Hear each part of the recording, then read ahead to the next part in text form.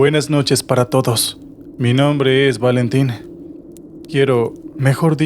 Necesito contar una historia. Uno de mis más queridos amigos me dijo que este era el lugar correcto para enviarla, y después de ver el contenido de este canal, creo que estaba en lo cierto. No me molesta si ustedes al escuchar esto creen que estoy loco o que soy un mentiroso. En este caso soy egoísta. Necesito sacar fuera de mí esta experiencia y compartirla. Siento que al no hacerlo, se convierte en un veneno en mi interior, una oscuridad que me pudre por dentro. Tengo miedo de que si no lo cuento, si no lo despejo de mi espíritu, nunca más pueda seguir adelante. No he encontrado respuestas en psicólogos ni en psiquiatras, y esta es mi última oportunidad para salir adelante. Les ruego que si a alguien le tocó lamentablemente vivir algo similar a esto, y quiera o necesite hablarlo, no tengo reparo en comunicarme con usted. Estaré leyendo los comentarios. Como les dije, me llamo Valentín. Hace pocos días cumplí los 18 años. No hice ni de cerca un festejo ni nada parecido.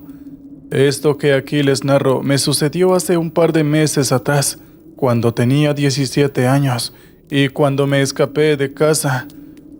No vienen al caso los motivos, pero tampoco puedo ignorarlos. Creo que es justo que sepan que no huí por un capricho adolescente. Nada más lejos. Compartirán conmigo que soportar la vida al lado de un padrastro borracho que no hace más que golpearte a ti y a tu madre es bastante incómodo, por decirlo de alguna manera. ¿Y por qué dejé sola a mi madre con un tipo así? Seguramente se lo estarán preguntando, pero créanme cuando les digo que ella fue quien eligió.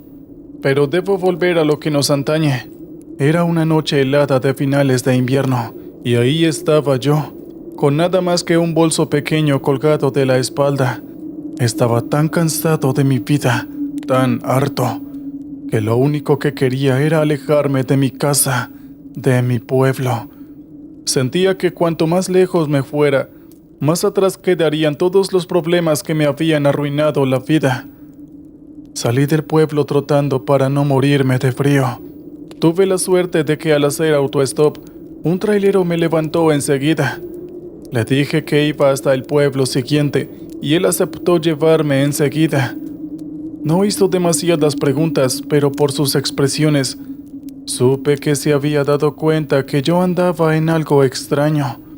Al fin y al cabo, no siempre andaban jovencitos menores de edad haciendo dedo a la madrugada para salir del pueblo.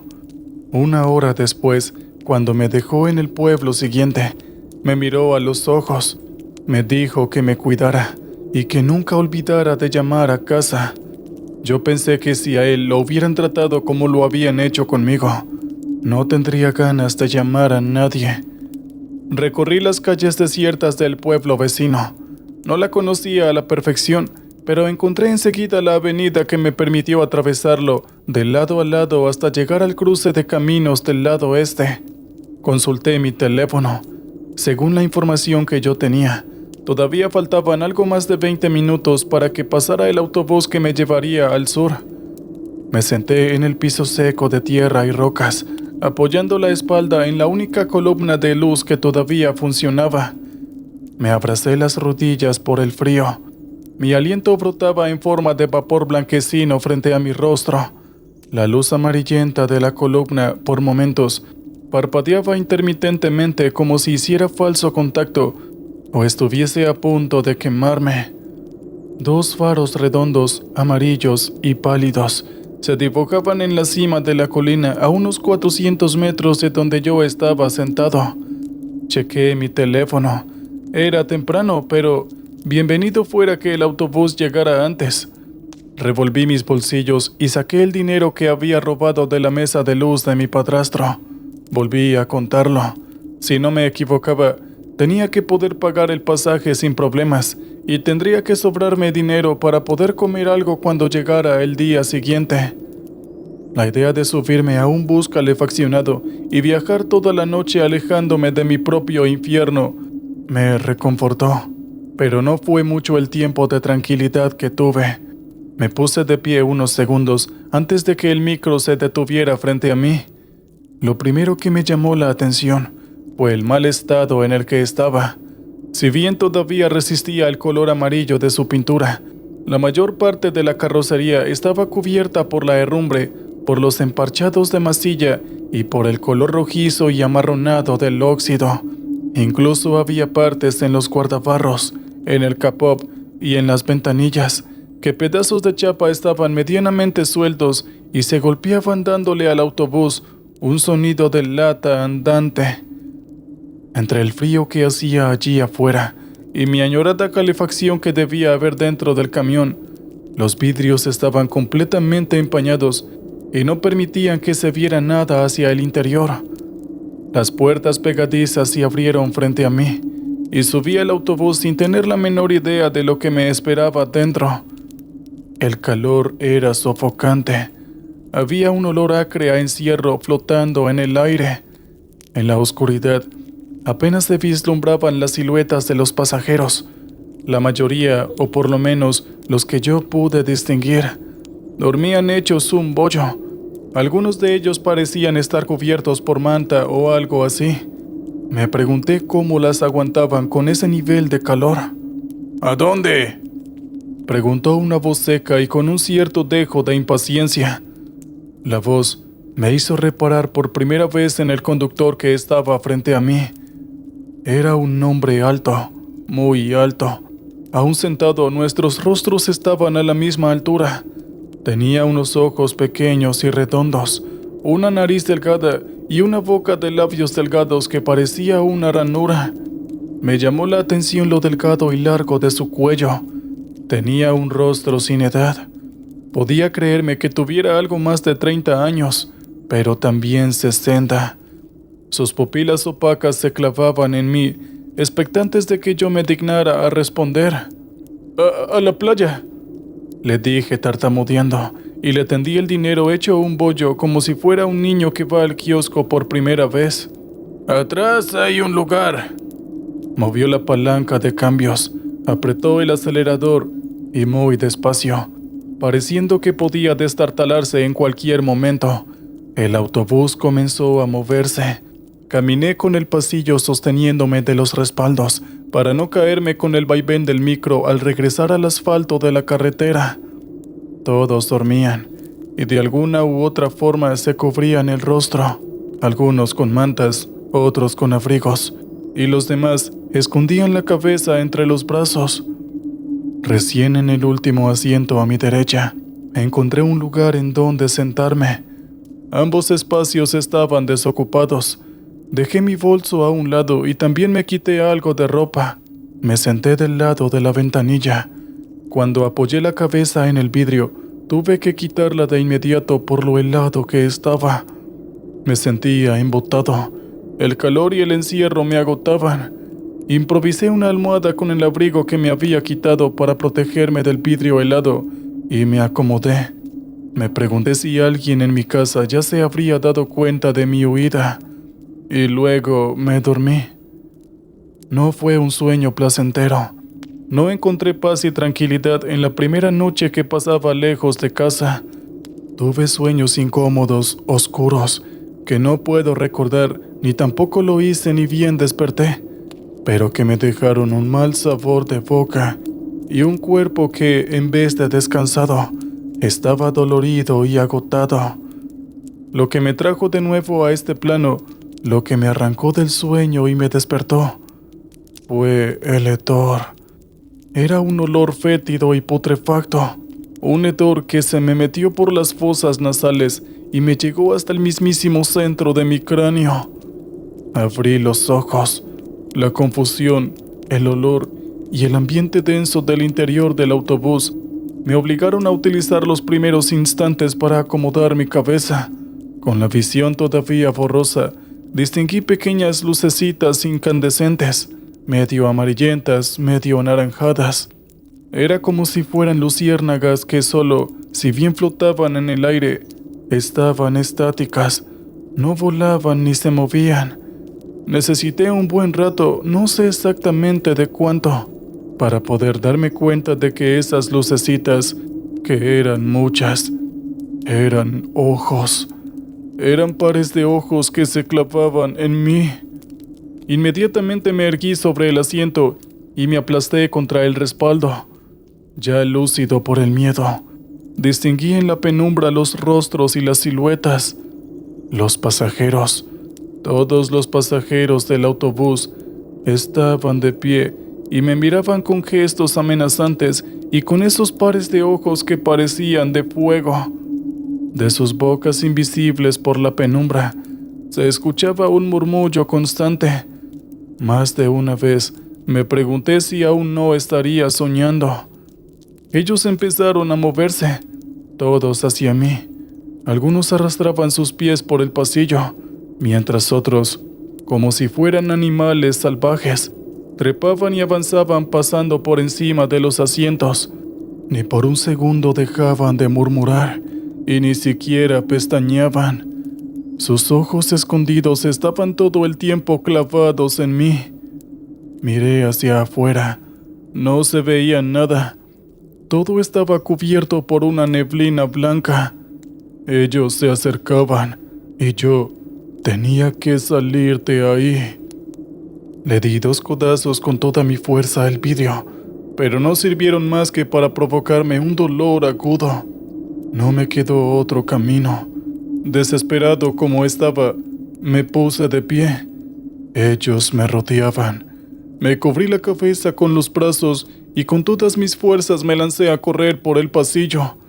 Empecé a golpear y a chocar con sus cuerpos. Cuando el avance se me dificultó, saqué mis brazos y empecé a golpear, a agarrar y a empujar hacia adelante, intentando dominar el terror que me recorría el cuerpo. No abrí mis ojos ni por un segundo. La sorpresa de mi contraataque fue perdiendo efecto. Ellos comenzaron a aferrarme, arañaban mis brazos, me tomaban por los hombros y por todos los medios intentaban impedir mi avance. En contraposición al calor agobiante que reinaba dentro del bus, el contacto con ellos era helado. Su piel estaba helada y me lastimaba, me ardía, y al día de hoy, en mi piel, todavía tengo las marcas rojizas que lo prueban. Dicen que cuando un ser humano está ante una situación extrema, logra sacar de su interior un plus de fuerza o resistencia que le permite salir adelante. Algo así debe haberme sucedido, porque si no, no puedo explicarme cómo, aún después de mucho pelear y soportar el contacto helado con aquellas criaturas, logré deshacerme de ellos y llegar hasta la puerta. Aunque allí estaba el mayor de mis problemas, el chofer estaba de pie. Yo no podía definir si el autobús estaba en movimiento o no. Afuera todo era nuboso y poco claro. Era todavía mucho más alto de lo que yo había supuesto. No cabía. Su cabeza y su cuello se inclinaban hacia adelante, y la parte más alta de su espalda contactaba con el techo. Sus ojos brillantes como los de los demás y su delgada boca sin labios dibujaban una sonrisa maléfica e insoportable. Intenté ignorarlo y esquivarlo, pero él no me lo permitió. Un brazo larguísimo salió despedido hacia mí. Sus dedos delgados y huesudos me rodearon el cuello y me levantaron por el aire. La presión me asfixiaba y el tacto helado me quemaba la piel. La vista se me ennegreció y estuve a punto de perder el conocimiento. Por reflejo, no por nada más, lancé una patada que, por fortuna, sorprendió al hombre calvo y le di en la boca del estómago. No fue demasiado fuerte, pero bastó para que la presión de su mano aflojara y yo cayera al suelo. Él se trastabilló, cayó hacia atrás y con su espalda activó el mecanismo que abría la puerta. Sentí el sonido característico de la puerta pegadiza abriéndose y el aire frío en el rostro. Para mi sorpresa, el autobús no solo seguía en movimiento, sino que además iba a una velocidad extrema. El asfalto era apenas una mancha gris, y entre la niebla y la velocidad, la banquina se volvía prácticamente invisible. Poco me importó cuando vi el conjunto de ojos de fuego a mi espalda y al hombre deformadamente alto y retorcido que se incorporaba para volver a tomarme del cuello. Me incorporé, di un paso adelante y salí por el hueco de la puerta. En el aire me cubrí el rostro y encogí las piernas. Caí sobre el pedregullo. Tuve una fuerte punzada en el antebrazo. Rodé y rodé. Pensé que jamás iba a detenerme mientras la tierra me raspaba la piel y las piedras se me clavaban en todo el cuerpo. Cuando por fin dejé de girar, vi desde el piso los pares de ojos anaranjados que me miraban desde el interior del autobús mientras me alejaba. Esos ojos son los que al día de hoy me visitan cada noche en mis pesadillas. Ni siquiera esa experiencia traumática logró desanimarme como mi principal objetivo. No volví a mi pueblo. Seguí viajando y viajando y logré llegar a la ciudad, a la playa, en donde actualmente estoy intentando hacer mi vida. El problema es que no puedo dejar de recordar aquello y sentir miedo. Y siento mucho miedo al darme cuenta de que hay muchas cosas extrañas en este mundo. Extrañas y peligrosas. Espero que si a alguien le pasó algo parecido, al escuchar esto se sienta menos solo. Generalmente nos trata como locos o mentirosos, cuando simplemente somos gente común que tuvo la mala fortuna de estar en el lugar y en el momento incorrecto. ¿Qué tal, oyentes? Espero que hayan disfrutado el relato anterior. Muy bien, ahora vamos con el siguiente. Yo estaba muy contento por haber conseguido un nuevo trabajo después de un par de meses sumergido en la angustia de la desocupación. Había trabajado más de 5 años como trailero, pero me despidieron por reducción de personal. Ahora había conseguido un puesto en una empresa de autobuses que trabajaba por toda la región. Por un contacto de un amigo conseguí la entrevista, y a los pocos días me llamaron para ofrecerme el puesto de chofer. Acepté inmediatamente, y al día siguiente comencé con el papeleo necesario. Debía esperar que el autobús saliera del taller para ponerme a trabajar. Cuando pregunté por qué situación el autobús estaba en el mecánico, quien me contrató me contestó con evasivas, pero yo no le di mucha importancia. Una tarde de martes me llamaron para que al día siguiente fuera a presentarme a primera hora para comenzar a trabajar. Me presenté aseado y pulcro y desbordante de entusiasmo. Me dieron la bienvenida a la empresa y me llevaron hasta los galpones en donde me mostraron el que sería mi compañero de equipo, el autobús. Era un modelo viejo, pero se notaba que estaba recién salido del taller. Los neumáticos y la pintura verde oscura eran notoriamente nuevos. Sobre las puertas de ambos lados estaba pintado el círculo blanco que contenía el número de autobús. Era el 86. Mi itinerario era sencillo.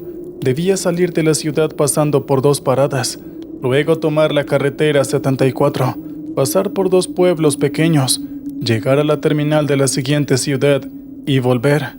240 kilómetros de ida más 240 kilómetros de vuelta, 2 veces en el día. Sé que puede parecer mucho, pero créanme que yo estaba encantado. Durante todo el día trabajé con dedicación. Intentaba concentrarme en los pequeños detalles, tanto del recorrido, la carretera, sus partes malas, sus partes peligrosas, como también las del sistema, el cobro y las tarjetas. Quería aprender rápido y no cometer ni el más mínimo error. Quería abrazarme a ese empleo y no soltarlo jamás. Cuando comencé el regreso de la segunda vuelta, es decir, el regreso definitivo a casa, el sol ya había caído y el anochecer trajo consigo una llovizna fina y molesta. El tránsito de la carretera ya había mermado considerablemente y cuando hice la última parada en el último de los pueblos, bajaron los 3 pasajeros que venían arriba desde la ciudad, así que creo que seguiría solo el resto del camino. Cuando me despedía de los pasajeros, una señora mayor, que era la última en bajar. Se detuvo antes de abordar el último escalón. Se dio la vuelta para mirarme y con ojos vivaces y amables me dijo que estaba muy contenta de que hayan restablecido el servicio y que hubieran encontrado a alguien valiente para conducir este autobús. Yo le iba a preguntar a qué se refería, pero inmediatamente dijo eso. Ella se giró y se marchó. Yo me quedé viéndola irse, intentando cubrirse de la lluvia, sin tener la menor idea de a lo que se había referido.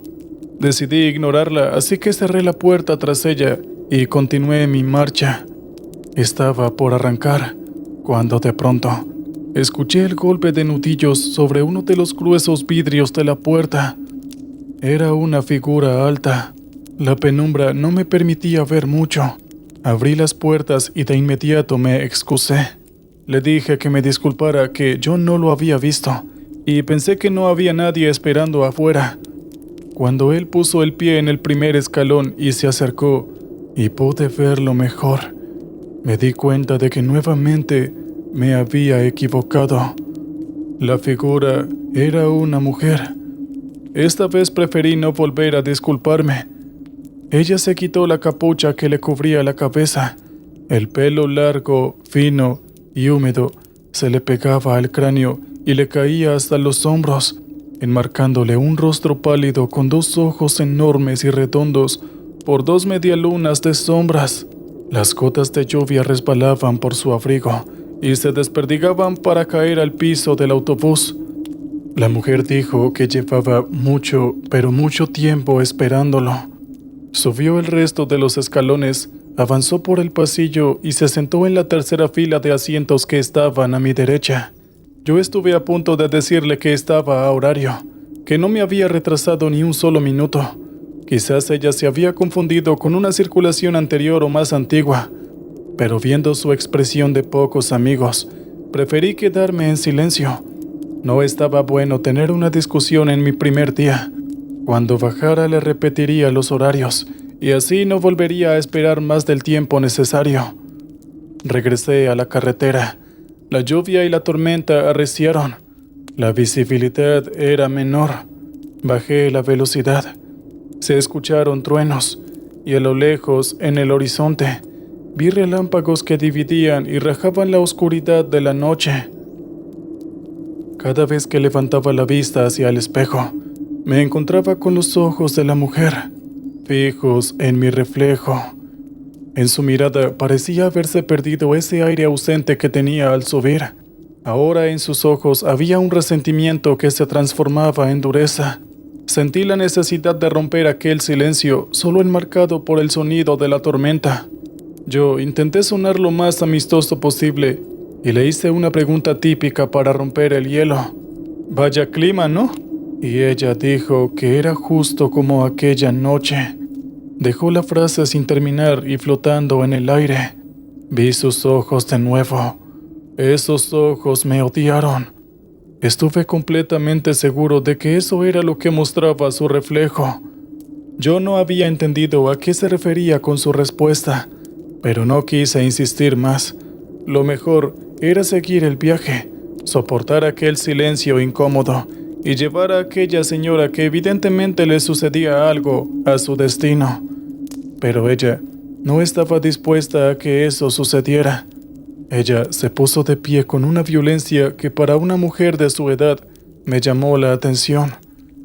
Un trueno retumbó en el cielo y un segundo relámpago iluminó el interior del autobús por completo. Ese instante bastó para ver el brillo de la locura en sus ojos. De pronto la mujer gritó. Decía que cómo yo podía haber hecho una cosa así. ¿Cómo podía ser así de irresponsable? Y ahí me di cuenta de que su voz ya no era la misma. Yo no tenía ni la más mínima idea de por qué estaba tan enojada conmigo, ni por qué me preguntaba esas cosas, pero empecé a sentir un miedo que me recorría todo el cuerpo. Alterné la visión entre la carretera y la mujer furiosa que venía hacia mí. Ella gritó, gritó y gritó. Lo hizo con todas sus fuerzas. Esos gritos no eran normales. Cuando volví a girarme hacia ella, me encontré con una imagen que certificó aquel pensamiento. La mujer había dejado caer su abrigo al piso. Su pelo oscuro flotaba alrededor de su cabeza. Sus pies se habían separado del piso del autobús. Llevaba puesto un vestido blanco que parecía una mortaja. Gritaba, y cuando más lo hacía, el odio desbordaba de sus ojos y los relámpagos se sacudían afuera uno detrás de otro. Yo estaba en shock, paralizado, pero una parte de mi cerebro me gritó que si no actuaba, aquel ser, que evidentemente era algo más que un ser humano, me iba a terminar llevando hacia un accidente.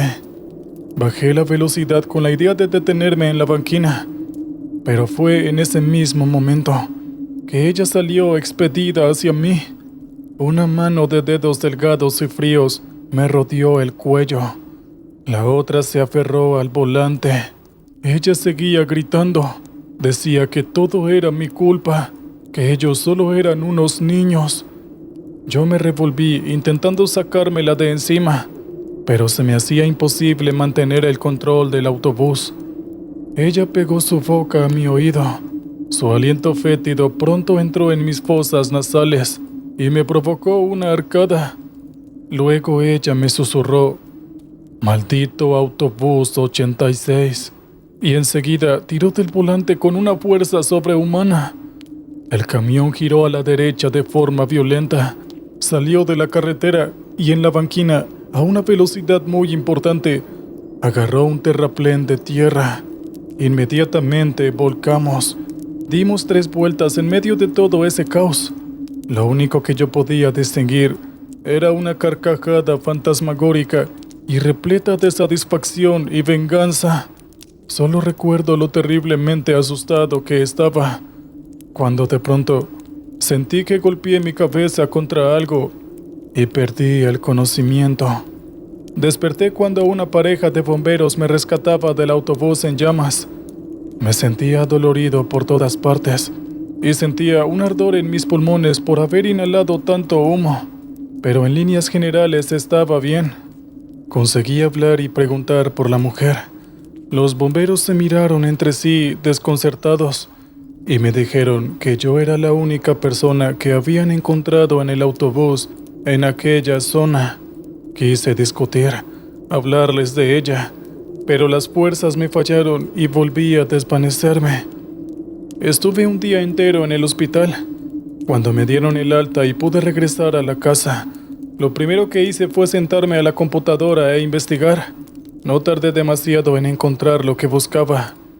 8 meses atrás, había sucedido un grave accidente en la carretera 74. Un autobús, obviamente el 86, se había despistado y provocado un accidente que provocó la muerte de 4 niños, 4 hermanitos de 8 a 12 años. Los estudios posteriores habían dado como resultado que los exámenes de alcoholemia del chofer eran gravísimos. En artículos de días posteriores, encontré que la madre de aquellos niños, presa de la angustia y de un dolor indescriptible, se había quitado la vida ingiriendo una cantidad de pastillas altamente tóxicas en su casa. Durante los últimos meses, muchas personas, sobre todo hombres y mujeres de la carretera, traileros, viajantes, conductores y taxistas, habían asegurado ver el espíritu de aquella mujer que aún recurría a la carretera 74 de un lado a otro. No se metía con nadie, pero parecía andar expectante, buscando algo en particular. Ese algo era el autobús 86. Su furia y su dolor llevaban a buscar una venganza constante contra un autobús y conductor que ya no era tal. Al día siguiente me presenté en la empresa. El hombre que me había contratado quiso hacerse el preocupado por mí y mi salud. Yo no contesté. Apoyé sobre la mesa un montón de recortes e impresiones con todas las notas y detalles del caso. Él no supo qué decirme.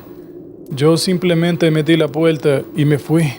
y antes de cerrar la puerta de la oficina detrás de mí, lo miré y le comuniqué mi renuncia.